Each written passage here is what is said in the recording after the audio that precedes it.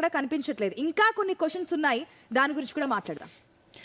Yes, ethanol blending petrol వాడుతున్నది భారతదేశం ఒక్కటి మాత్రమే కాదు, చాలా దేశాలు వాడుతున్నాయి. అమెరికా వాడుతుంది, బ్రెజిల్ ఇంకా ఎక్కువగా వాడుతుంది.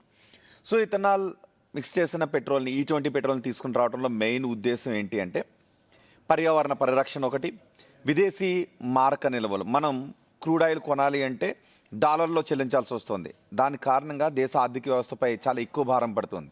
ఇప్పుడు ఇథనాల్ మనం దేశీయంగా తయారు చేసుకోవచ్చు కాబట్టి మనం ఆ భారం నుంచి బయటపడటం. రెండు, ఇక్కడ సబ్సిడీ అని అంటున్నారు. ఇథనాల్ తక్కువ రేటుకి ఏం రావట్లేదు, కానీ దేశీయంగా ఎక్కువగా లభ్యత ఉంటుంది కాబట్టి మనం డాలర్లలో క్రూడ్ ఆయిల్ని కొనాల్సినటువంటి అవసరం ఉండదు.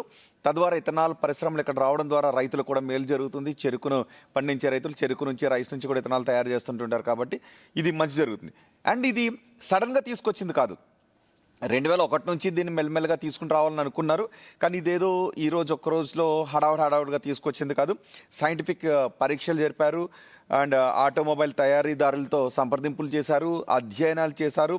ఇథనాల్ ఉత్పత్తి పెంచడం తర్వాత ఈ అధ్యయనాలు చేయడం ద్వారా మాత్రమే దీన్ని ఇప్పుడు తీసుకొచ్చారు. అయితే మా సమస్యలు లేవంటే ఎస్, చిన్న సమస్యలు ఉన్నాయి. ఆ చిన్న సమస్యలు ఏంటి అంటే కొన్ని పార్ట్స్ మార్చుకోవాల్సిన అవసరం ఉంటుంది, గ్యాస్కెట్స్ మార్చుకోవాల్సిన అవసరం ఉంటుంది.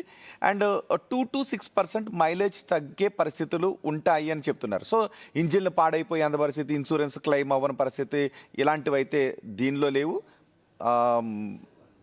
ఏదైతే పొలిటికల్ స్లోగన్, దీనివల్ల ఏదో అమెరికా నుంచి ఇంపోర్ట్ చేసుకోవటం కోసమే దీన్ని తీసుకొచ్చారంటాం చాలా అసంబద్ధమైంది. అమెరికా నుంచి ఇంపోర్ట్ జరగట్లేదంటే జరుగుతుంది, కానీ ఇది చాలా తక్కువ శాతం మాత్రమే. ట్రేడ్ డీల్లో భాగంగా కొన్ని దిగుమతులు చేసుకోవాల్సిన అవసరాలు కూడా ఉంటాయి. కానీ తీసుకొచ్చిన మెయిన్ ఉద్దేశం పర్యావరణానికి అండ్ విదేశీ మారక నిల్వలు వెళ్ళిపోకుండా కాపాడుకోవడం. అంటే ప్రతి దానిలో కూడా ఒక రాజకీయం చూస్తే ఎప్పటికీ మనం ముందుకు వెళ్ళలేం.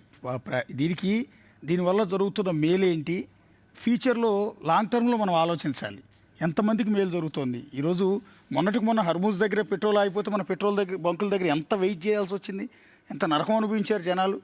సో గ్యాస్ అయిపోతే గ్యాస్ కోసం ఎంత ఆలాడాం. అలాంటప్పుడు మనమే సొంతంగా మన దేశంలో పెట్రోలియం ప్రొడక్ట్స్ దొరికే అవకాశం చాలా తక్కువ. ఈవెన్ కేజీ బేసిన్ లాంటి చోట కూడా కొంతవరకు బాగానే వచ్చింది, కానీ రిలయన్స్ వాటి తవ్వితే ఆ తర్వాత అది కూడా అయిపోయింది. సో ఓన్లీ కాస్త కూస్తో గోదావరి జిల్లాలో